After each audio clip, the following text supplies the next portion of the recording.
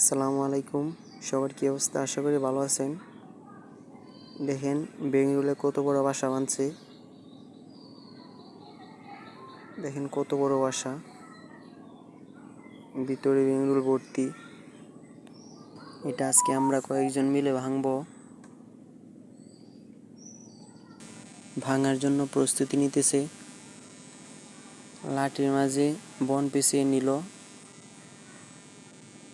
বনগুলোতে kerosene দিতেছে যাতে আগুনটা অনেকক্ষণ থাকে। তারপর সবাই সেফটির জন্য পোশাক পরে নিল, যেহেতু এটা রিস্কের কাজ, কারণ বেঙ্গলে কামড় দিলে অনেক ক্ষতি হয়। তাই সবাই সেফটি হয়ে নিল। আমি একটা হেলমেট পরে নিলাম।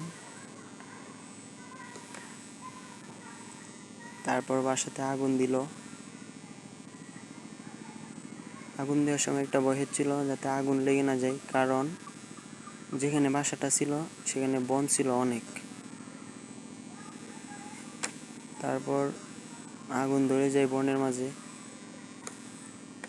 আমরা সবাই মিলে আগুন নিভানোর চেষ্টা করলাম। আগুন নিভানোর জন্য পানি রেডি রাখছিলাম, মোটর ছিল। তারপর আগুন নিভালাম।